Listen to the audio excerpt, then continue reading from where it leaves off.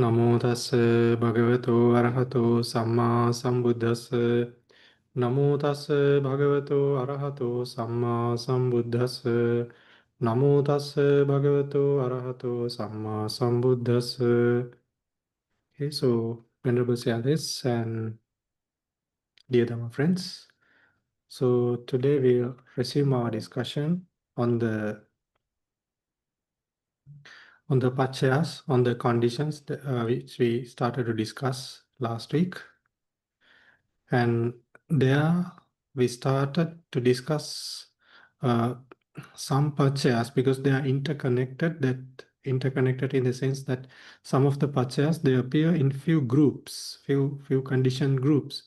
So to have a proper understanding on those connections and connections, I started teaching you all few paccayas, right?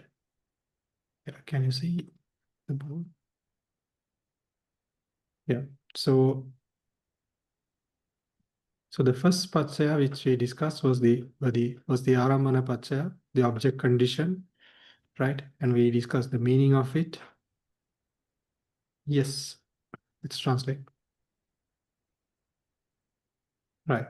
And then we discussed the conditioning and the condition phenomena of that paccaya.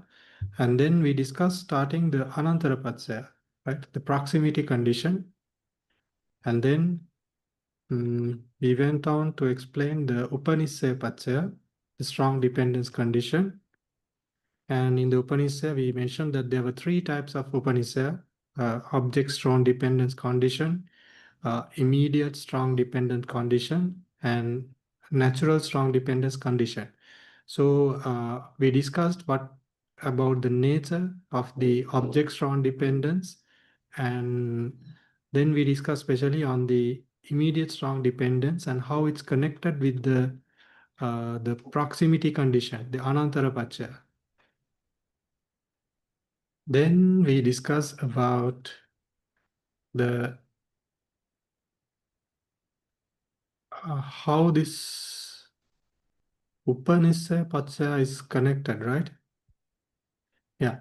So how the Upanishad paccaya is connected here to this Anantara paccaya, right? Yes. And in the Upanishad, right, under that we discussed the difference between the Nisaya and the Upanishad paccayas. And after that, we discuss the Aramana paccaya, the object strong dependence condition, and how it's the difference between the object strong dependence condition and the I'm sorry. Yeah, we discussed about the object strong dependence condition, and then we discussed about the proximity condition and the proximity strong dependence condition, and the proximity condition, right? How it differs. Yeah, I missed out one topic, right? We discussed about this the object predominance and the object strong dependence condition, right? Yeah. So how the conditioning and the condition states are similar in these two paccayas and how they differ, right? The distinction. The distinction is merely taking place because of the conditioning force. We discussed that part as well. So today we have to discuss on the third type of the strong dependence, right? We discussed there were three types, three of them here: Aramanupanishad, Anantarupanishad, and the Paccayuppannadhamma, right? So that we are going to discuss about the third one, the natural strong dependence condition, right? So uh, I had to discuss about all the related conditions uh, when I had to introduce this natural strong dependence condition, right? So that's what we are learning. I mean, that's the group that we have to discuss in the Kusalattika Pat, right? So we are learning about the about this conditioning force now. So in the Paccaya condition, natural strong dependence condition. So it's explained in two ways, Paccata Upanissaya and Paccati Upanissaya. So in the interpretation of the Paccata Upanissaya, right? So now it's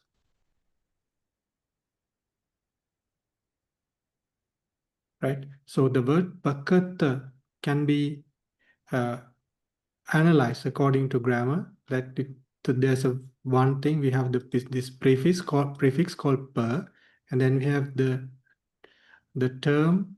We have the it's called Ketaka in Pali. I think in English it's called secondary derivative. And you will forget this word, right? It's will too much grammar for, right? So per and kata. So per means the prefix per. It gives the meaning. Pali calls busatta, which carries the meaning of intensely powerful or strong, right?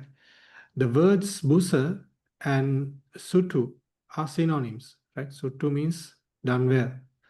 And kata means, sutu means well. Kata carries the meaning of done or establish. So grammatically, it's explained as uh, suttu karitati pakata, which means that which has been well done or strongly established. So that is the meaning of pakata. Right. Uh, so yes. So therefore, pakata means well established or intensely accomplished. That's the meaning of it, right? It's well established or intensely accomplished. And that refers to a phenomena which has been performed or established in such a way that is capable of certainly producing its effect, right? So there is a particular phenomena and that is capable of certainly producing its effect, and it's strong, right? Whatever the phenomena which has been performed in the past, right? It's quite strong, right? It's strong and it's capable of producing its effect. So uh, therefore, any course that has been strongly established done will inevitably yield its result. So this pakata, it's further divided into two categories, right? Two types of kata, like that for the term kata or done or established, it can be divided into two types, right? So first one is called upadita pakata. So upadita pakata means that which has been well established by being developed in one's own mental continuum, right? So that which means that something, whatever the phenomena which is strong, it is developed in one's own mental continuum, right? So assume that there is something that you did in the past, and that is going to support you later on. It has this conditioning force, and it supports to a conditioned phenomena which arise later on, right?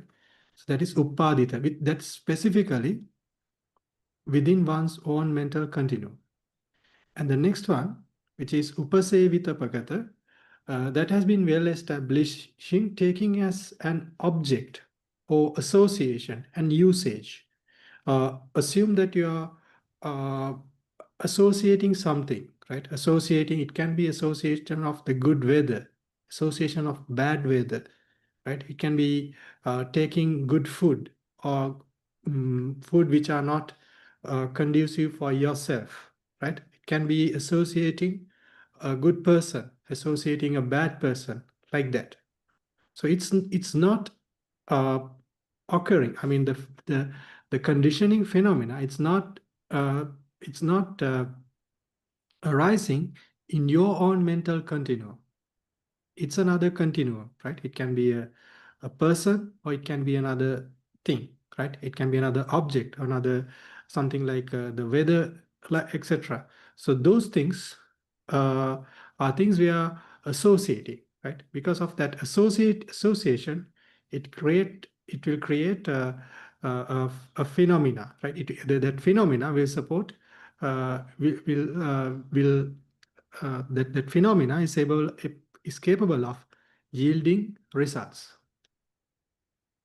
So that is the first type here, right? Pakata Upanishad. So the second one, it's the Pakati Upanishad. So in Pali, the Pakati means the term Pakati. It means that its very nature or essential nature, right? By default, by default that is, I mean, it's called the default nature, right? So in the commentary, it's given as Pakatiya eva upanissayo pakatu upanissayo, which means by intrinsic nature, it's the strong dependence, that arise naturally. So in this context, certain causes are described as naturally strong by their very nature and therefore termed Pakati. Right? So they are distinct in that they do not involve the conditioning forces of object. Aramana Upanishad is not there. And also the proximity, the Anantara Upanishad is not there. Okay, now we'll go through an example. So it is given as consider an instant where faith, saddha, initially arises and later, based on that faith, subsequent wholesome dhammas increase. In such case, the previous faith is neither functioning as object nor as proximity condition for the arising of the subsequent wholesome dhammas. Rather, it becomes a naturally strong cause simply by virtue of its own inherent to influence what follows. Right? So let me illustrate this thing a little bit here. Right?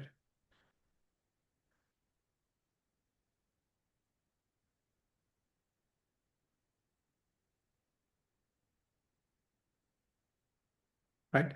So an example for a situation where the Pakatu Upanishad is applicable, right? So in this example, here we have the Saddha, right? Saddha means the faith, right? So the faith arises in somebody's mind, right? I have indicated this arrow to show that it arises in somebody's mind. What happened later, right?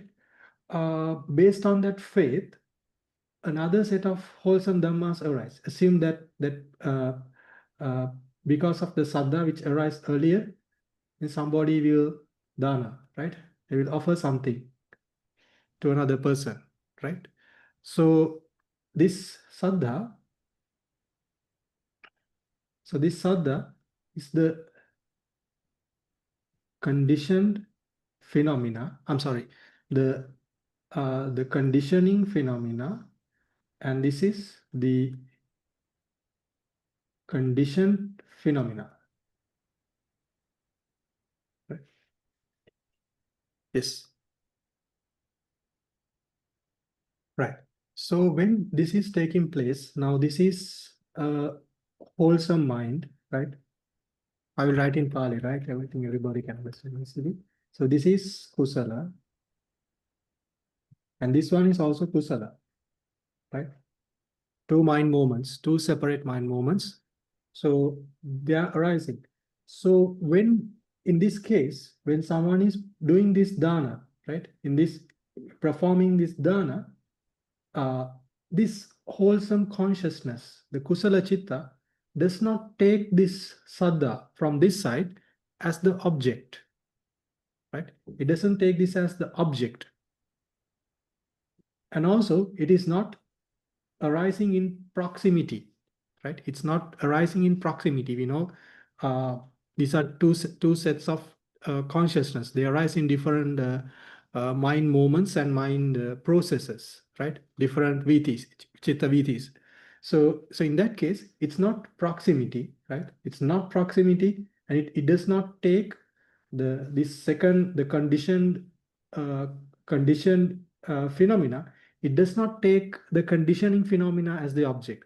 So by the intrinsic nature itself of this it gives arise to the dana later on.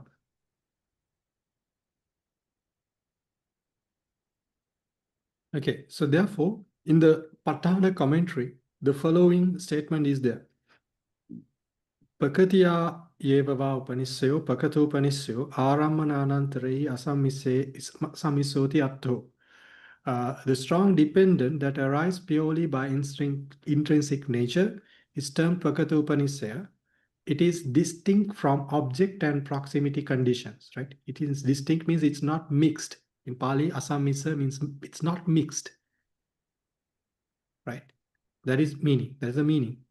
But literally, we could not, I mean, this statement should not be misunderstood that object and proximity condition, anantar conditioning forces can never mix with Bhagatu Upanishad.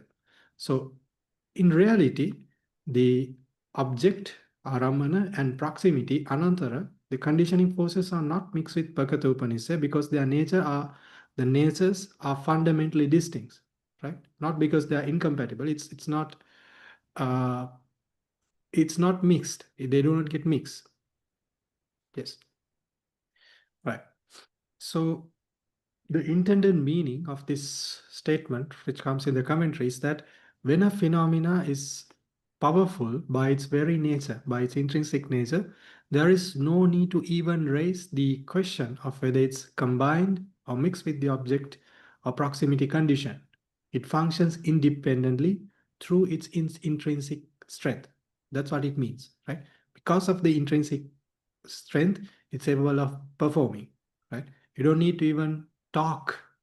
You don't need to raise the question whether it's it's mixed with the proximity condition or the object conditioning. So to illustrate this here in an example, we'll take the Magga Chitta, right? And then we have the Phala Chitta, right? So call it the path consciousness, right? The path, and then the fruit consciousness, right? So yeah, so these dhammas, we know that in the chitta viti, in the mind process, that they arise in proximity, right? Immediately after the path consciousness, the fruit consciousness will arise, right? And we know the consciousnesses which are arising in proximity, the consciousness, the previous consciousness, the consciousness which arise earlier, the preceding consciousness, the preceding mental phenomena, they support the latter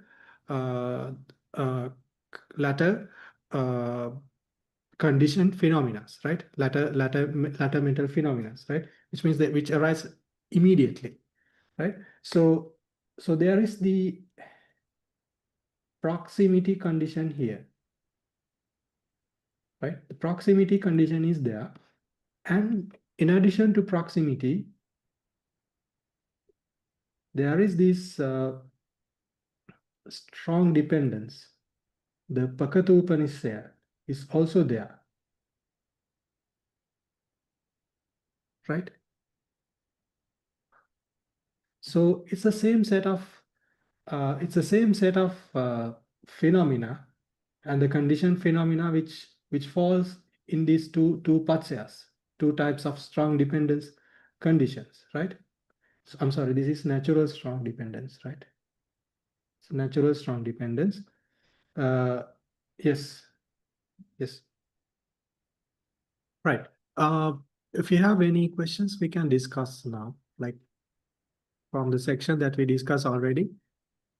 We can have a quick Q&A session before moving into the rest. No, yet they will be distinct, not the same, right? So we have to understand the object condition here, right? So in the case of object condition, it's that the mind will take the same object. I mean, Yes, it's kind of a tricky question, right? It can take the, I mean, it can be the Sangha that they're offering. Uh, no, it's But not, it's two distinct conditions. Yeah. because Sometimes the it can take different objects, right? I mean, the example which you, this is the object. This is the object which this mind takes. You are clear with that, right? So what happened is that this Saddha itself supported the dana later on, right? And the dana, the latter Kusalakam, which we did here, they do not take the object as Saddha, right? That's what it means. It does not take this object, right? So sometimes I mean, both of these wholesome phenomena, this is possible. It can take the same object, right? It's possible.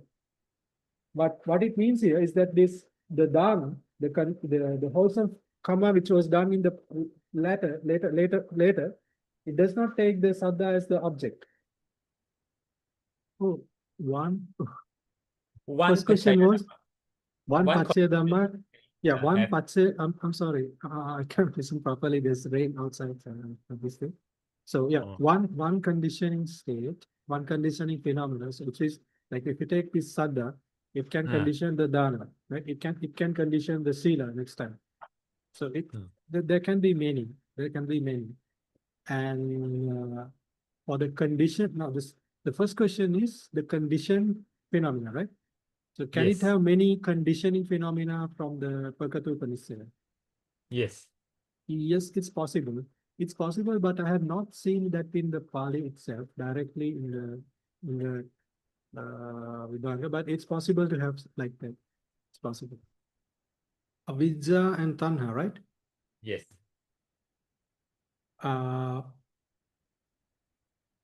Yes, in a way, we will learn that in the Kusalattika Pat when you learn the Vibhanga of it, the investigation chapter, we learn about it. But specifically, it mentions about the Chetana, the volition, which was there in the past karma. So yes, avidya can be in the past, and then wherever the karma was done, so it was there, but it specifically mentioned about the chetana, the volition as the karma, right? So that is the conditioning state. The vipaka chitta becomes the conditioned state. There's an explanation like that.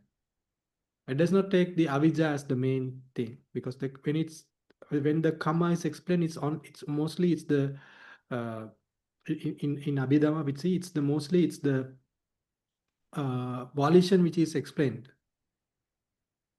Yeah. So it's what I mentioned. I was looking at the Dhammasangani commentary, the Athasalini. So it refers to two suttas in one. I mean, in explaining the karma, it says that it quotes two types of way our teaching is the, I mean, the Buddha's teaching is there in terms of the karma. So sometimes, mostly it's the chetana, the volition, which is explained as karma, and in some of the suttas, some of the associated mental phenomena, which associates the volition, is taken as karma, right? I'm trying to read it, but I cannot pinpointly show that which, I mean, refer to that sutta and show which of the dhammas are there. I have to read it really. So it's, I mean, why I'm telling this, why I'm explaining in this way is that sometimes in the suttas, our Lord Buddha, he explained these dhammas, the karma, as sometimes as the associated mental phenomena with the volition, right? Yeah, so that also have to remember. I mean, with my answer that I gave previously, that you may have come to a conclusion that it's only the volition which is the karma. Yes, it's generally it's like that, but in some of the suttas, it's taught in a different way. Okay, I think that's all right. Okay, Bhante. Yeah, we'll be learning about many examples like on how this natural strong dependence condition is taking place when we learn the when we are learning the when we learn the investigation chapter of the Kusalattika, right? So now I have included some details from uh, here for the for some examples on uh, the arising of the natural strong dependence condition, right? So later we will be learning them in a different and detailed way. So we'll go through them here. And yes, yeah. So the teaching material which I'm using right this at this moment to explain this patsya is one of the is from the one of the books from Myanmar, written by Sayadaw Janakabhivansa, right? I want to show his face, right? Okay, so this is the Pa-Auk Sayadaw, Pa-Auk Janakabhivansa Sayadaw. He is not the one, right? So this Janakabhivansa Sayadaw, Ashin Janakabhivansa, who is the founder of Mahagandha Monastery. So he's the one who's there's one book which explained the Chitta Viti and this detailed explanation uh, of the these basics for the Paṭṭhāna, right? So that's the book which I'm using to translate all these things, right? Not, I mean, this is not, this content is not created by me really, right? The teaching material is originally from Sayadaw's book, and now like I'm translating it, right? So initially I translated that book from, I mean, part of that book from Burmese to Sinhalese, so that now I'm translating certain sections for your for this class from this book. Okay, so this is one phenomena which is explained in the Sayadaw's book, arising of wholesome and unwholesome phenomena. I mean, all these details were from the Sayadaw's books, right? Which I quoted some of the sections from that book. And this one is also an explanation of the natural strong dependence, arising of wholesome and unwholesome phenomena due to lust, raga, right? So at first, lust arises intoxicated by the allure of sensual pleasures. Motivated by that lust, one may perform wholesome karma such as giving dana or observing virtue in order to attain divine or human pleasures. Right. So then, I mean, for the motive for the dana is the craving to have a rebirth in a good place, right? Divine or human place, right? So the conditioning state is the lust, the raga, and the conditioned state is the wholesome phenomena, right? And the next one, later, in order to subdue or eliminate that same lust, one may engage further wholesome practices such as dana, sila, tranquility meditation, or insight meditation, right? So what happened is that uh, the lust is become, they understand, right? We also we have lust, right? So at one point we feel that this lust is something which is hurting us, something which is taking us in the cycle of rebirth, right?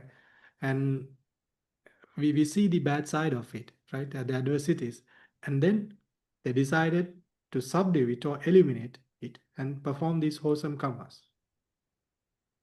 right?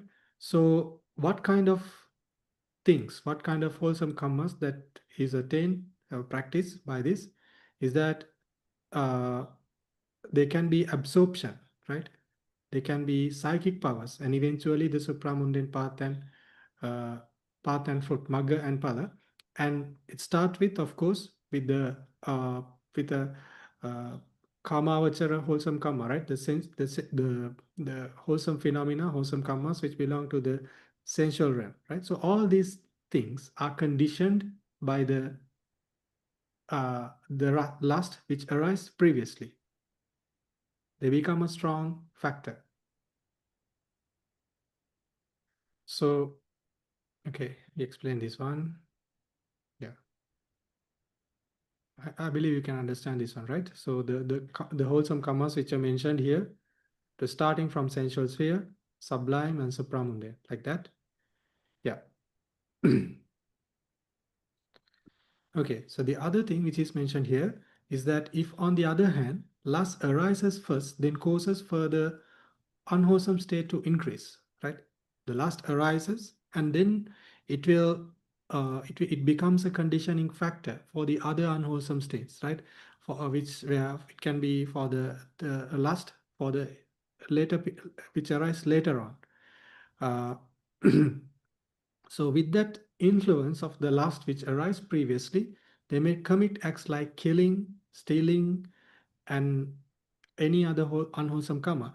And that initial lust still serves as the conditioning phenomena under the same strong dependence condition, right? So it works in that way, right? And not only that, the resultants, right? Uh, the vipaka uh, of these wholesome and unwholesome karmas, right? Of the both are experienced, and one strives to abandon lust entirely and giving rise to path and fruit consciousness or functional consciousness. Lust again function as the conditioning phenomena, right? And they are the resultant phenomena. I'm sorry, the conditioned phenomena are resultant and functional uh, phenomena, right? So in the analysis, in the Kusalattika, they are indeterminate, abhyakata. And in certain cases, a person may develop wholesome states by reflecting critically on their own previously arisen lust, or another may generate wholesome or unwholesome states after observing or hearing about someone else's lust. So in this way, lust has arisen in one's own mental continuum, may condition wholesome, unwholesome, and indeterminate dhammas in the continuums of others as well, right? We mentioned that uh, there was something called uh, upasevita here, right? Upasevita, Upanishad, I think it's the word we used here. Upadita and upasevita, right? It's by associating of another person, right? Taking as an object of another person, right? Okay, you understand that one. So a similar explanation can be applied to the functioning of hatred and all the unwholesome roots, and also all the other unwholesome as well. Okay, now this one is an example for the next one, arising of unwholesome and unwholesome phenomena due to faith, saddha, and the paccayuppannadhamma. So first, we learned this one, right, previously. First, the saddha arises, faith.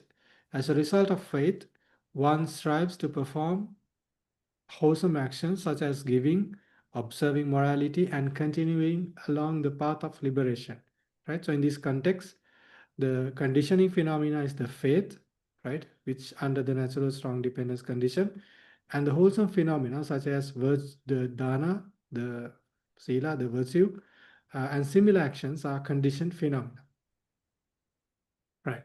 So sometimes when the wholesome karmas are done, that wholesome karma, the wholesome actions, which are done based on faith, there may be occasions when unwholesome phenomena arise, which means they will take the whatever the wholesome karma has with pride, conceit, and self-righteousness may arise, right?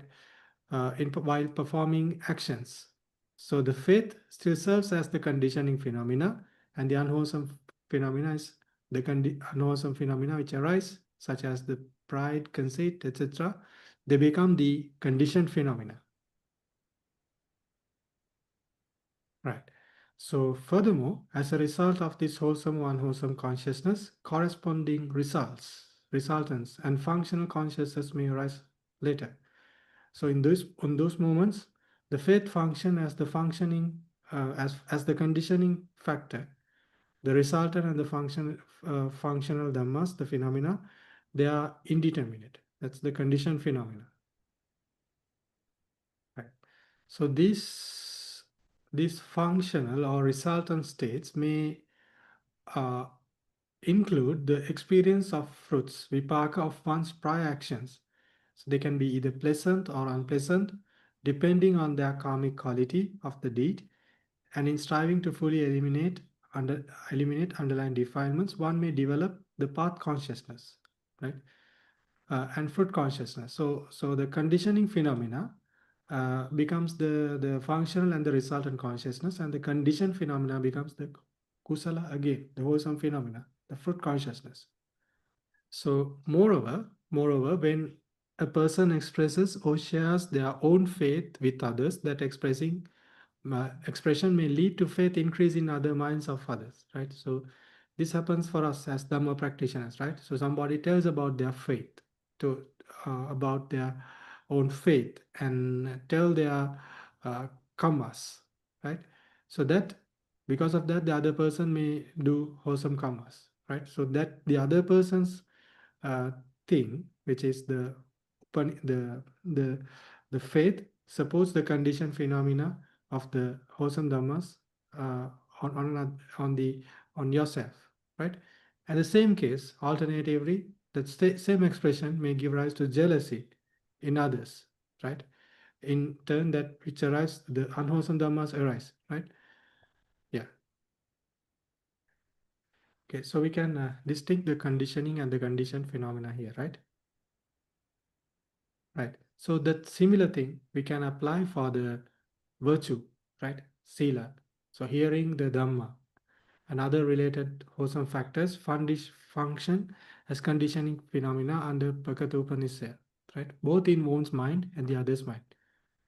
Now by this time you may have realized that there are so many ways that any type of phenomena can support the other phenomena, right? I mean, the conditioned state as a conditioning state uh, through the natural strong dependence condition.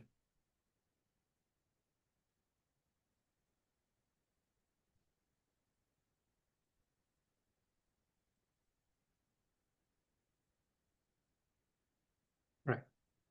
So next one is arising of wholesome and unwholesome phenomena due to pleasant and painful feelings, sukha and dukkha. So here, when referring to pleasant and unpleasant feeling, the bodily pleasant feeling and the bodily painful feeling that arise in association with the body consciousnesses, two of them are there, right? Sukha Sahagata Kaya Vijnana and the Dukkha Sahagata Kaya Vijnana, they should be taken. So what happens here is that one experiences bodily pleasant feeling, Kayika Sukha. That pleasure can become a cause for different responses, right? So some individuals, when they're motivated by the desire to continue experience such pleasure, engage in wholesome actions such as giving dana and morality, right? So they experience some kind of pleasure, and they think this pleasure I received because of the karmas that I did in the past, wholesome karma. So to enjoy this wholesome experience this thing in the future, in this life, in the future lives, then uh, then we have to do the same thing. So with this mindset, they will perform wholesome karma. So that bodily present feeling, the kayika sukha, become the conditioning phenomena for that wholesome karma.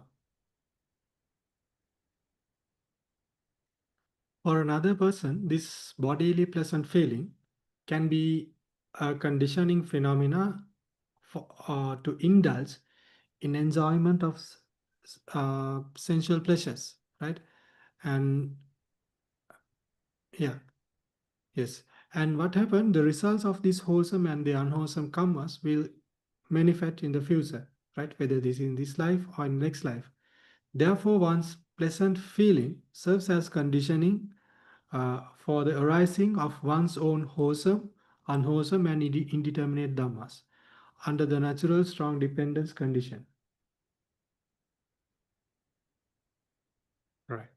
And this pleasant or unpleasant feeling, it can be influenced to other individuals as well, right? So sometimes one person witnesses or hears about pleasurable experience of another, Motivated by that observation, the observer may inspire to perform wholesome or unwholesome actions. In such cases, the pleasant experience of one individual becomes the conditioning factor for the arising of mental phenomena, whether it's wholesome or unwholesome in the individual. This is also from the Paccayuppannadhamma. Okay, so do we have questions until now for this discuss? Yes.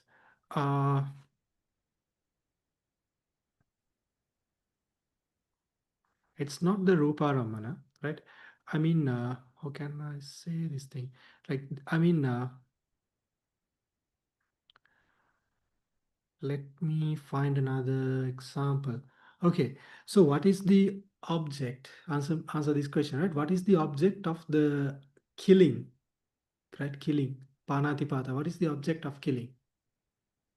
Jivita, it's a Jivita Indriya. Correct. The answer is correct. The Jivita Indriya. It's the Rupa. But I mean, that's very clearly stated in the commentaries. I think I've seen in some of the in Paṭṭhāna as well, I think. I'm not sure. So this Jivita Indriya, we really cannot see. I mean, the person who is killing, they cannot really see the Jivita Indriya, right?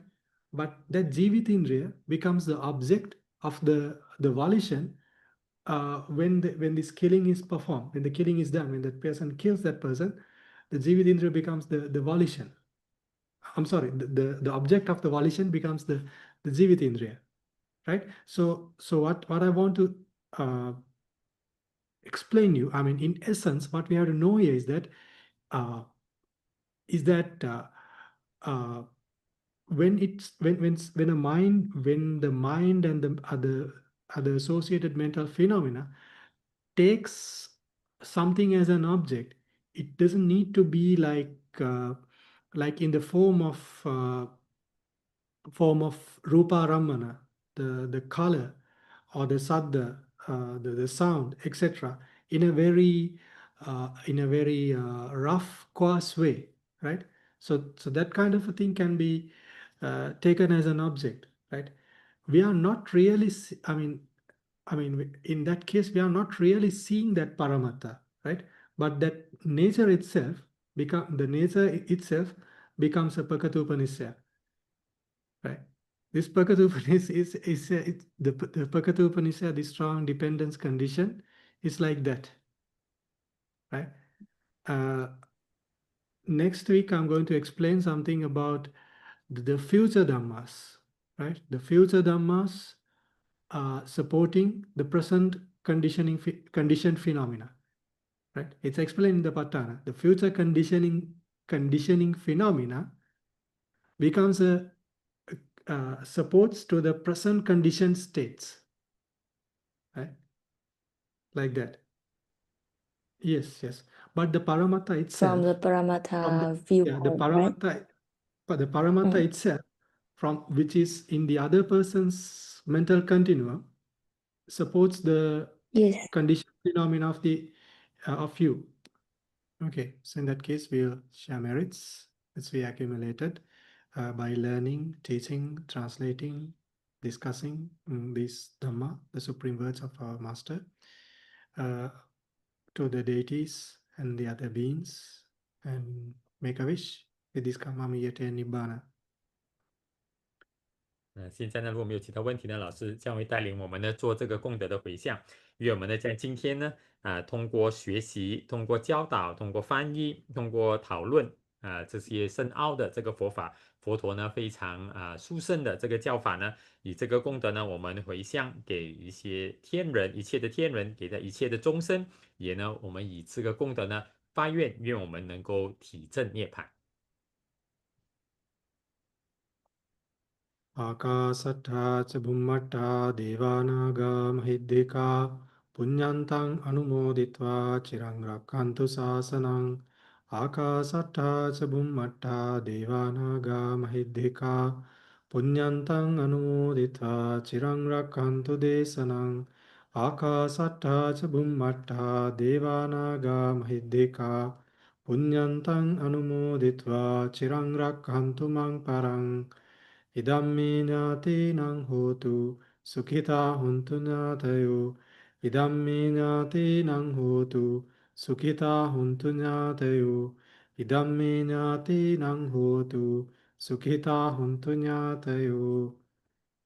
Imina punya kammena mame bala samagamu satan samagamu hotu yava nibbana pattiya yang patntang kusalang tassa anubhavena panino sabbe saddhamma rajassa ñatva dhammang sukhavahang papunantu visuddhaya sukaya patipattiya asoka manupayasang nibbana sukhamuttamang chirang tiṭṭhatu saddhammo dhamme hontu sagarava sabbepi satta kalena samma devo pavassatu yatharakkinsu purana surajanu tatevimang raja rakkatu dhammena attanova pajang pajang imaya dhammanu dhamma patipattiya buddhang pujemi imaya dhammanu dhamma patipattiya dhammang pujemi imaya dhammanu dhamma patipattiya sanghang pujemi addhaimaya patipattiya jati jara vyadhi maranam ha parimuccissami idang me punyang asavakkaya vahang hotu idam me punyang nibbānassa paccayo hotu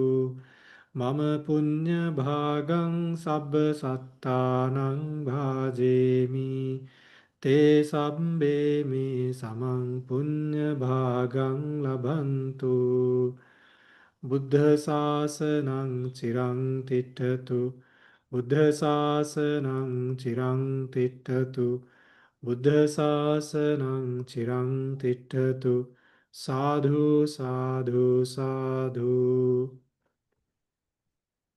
Thank you very much.